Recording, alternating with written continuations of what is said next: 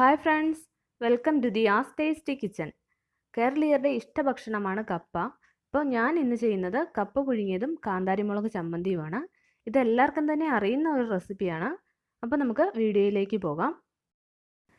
കപ്പ ഞാൻ തൊലിയൊക്കെ കളഞ്ഞ് കട്ട് ചെയ്ത് കഴുകി വൃത്തിയാക്കി എടുത്തിട്ടുണ്ട്. ഇനി ഇതിന് മുകളിൽ നിൽക്കുന്ന പോലെ വെള്ളം ഒഴിച്ചിട്ട് നമുക്ക് മൂടി വെച്ച് വേവിച്ചെടുക്കാം. ഈ കപ്പ വേവുന്ന സമയത്ത് നമുക്ക് കാന്താരിമുളക് ചമ്മന്തിയും കൂടി റെഡിയാക്കാം. ഞാനിപ്പോൾ പറമ്പിൽ നിന്ന് പറിച്ചെടുത്ത കാന്താരിമുളകാണ്. നല്ല എരിവുള്ളതാണ്, അതുകൊണ്ട് വളരെ കുറച്ച് മാത്രം എടുത്താൽ മതിയാവും. അപ്പോൾ ഞാനിതൊന്ന് കഴുകി വൃത്തിയാക്കി എടുക്കട്ടെ.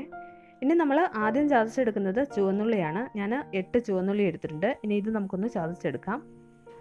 അരകല്ലുണ്ടെങ്കിൽ അതിൽ ചതച്ചെടുക്കുന്നതാവും എളുപ്പം. മിക്സിയിലാണെങ്കിൽ നന്നായിട്ട് അങ്ങ് അരിഞ്ഞു പോകും. അപ്പോൾ ഞാനിതൊന്ന് ചതച്ചെടുക്കട്ടെ. ഇനി നമുക്കിത് സ്പൂൺ കൊണ്ടൊന്ന് ഇളക്കി കൊടുക്കാം. എന്നിട്ട് ചതയാത്ത ഉള്ളിയൊക്കെ ഉണ്ടെങ്കിൽ അതും കൂടി ഒന്ന് വീണ്ടും ചതച്ചെടുക്കാം. ഉള്ളി ഇപ്പം നന്നായിട്ട് ചതഞ്ഞ് വന്നിട്ടുണ്ട്. ഇനി നമുക്കിതിലേക്ക് കാന്താരിമുളകും കൂടെ ചേർത്ത് കൊടുക്കാം. ഉള്ളി ഇത്രയും നന്നായിട്ട് ചതഞ്ഞില്ലെങ്കിലും കുഴപ്പമില്ല. കാന്താരിമുളക് ചേർത്തിട്ട് വീണ്ടും നമ്മൾ ചതച്ചെടുക്കുന്നുണ്ട്. അപ്പോൾ ഉള്ളി ചതഞ്ഞോളും. ഇത് നന്നായിട്ടൊന്ന് ചതച്ചെടുത്ത് കഴിയുമ്പോഴേക്കും നമുക്കിതൊരു ബൗളിലേക്ക് എടുക്കാം. എന്നിട്ട് ഇതിൽ നമ്മൾ ഉപ്പും പിന്നെ എരിവിന് കുറച്ച് വെളിച്ചെണ്ണയും കൂടെ ഒന്ന് ചേർത്ത് കൊടുക്കാം. വെളിച്ചെണ്ണ ചേർത്ത് കൊടുക്കുമ്പോഴത്തേക്കിനും എരിവ് കുറച്ചൊന്ന് കുറഞ്ഞ് കിട്ടും. ഇപ്പം ഞാനിത് നന്നായിട്ട് ചതച്ചെടുത്തിട്ടുണ്ട്. ഇനി നമുക്കിതൊരു ബൗളിലേക്ക് എടുക്കാം. ഉള്ളിയും കാന്താരിമുളകും ഒക്കെ നന്നായിട്ട് ചതഞ്ഞിട്ടുണ്ട്. ഇനി ഞാൻ ഇത് മുഴുവൻ ഈ ബൗളിലേക്ക് എടുക്കുകയാണ്. നമ്മുടെ ചമ്മന്തിക്ക് വേണ്ടിയിട്ടുള്ള കാന്താരിമുളകും ചെറിയുള്ളിയും ചതച്ചത് റെഡി ആയിട്ടുണ്ട്. ഇപ്പോൾ കപ്പയും തിളച്ച് വന്നിട്ടുണ്ടാവും. നമുക്ക് അതും കൂടി ഒന്ന് നോക്കാം. ഇപ്പോൾ കപ്പ നന്നായിട്ട് തിളച്ച് വന്നിട്ടുണ്ട്. ഇനി നമുക്കിതിലേക്ക് പാകത്തിനുള്ള ഉപ്പും കൂടി ഒന്ന് ചേർത്ത് കൊടുക്കാം. എന്നിട്ട് ഇത് മൂടി വെച്ച് കപ്പ വേവിച്ചെടുക്കാം.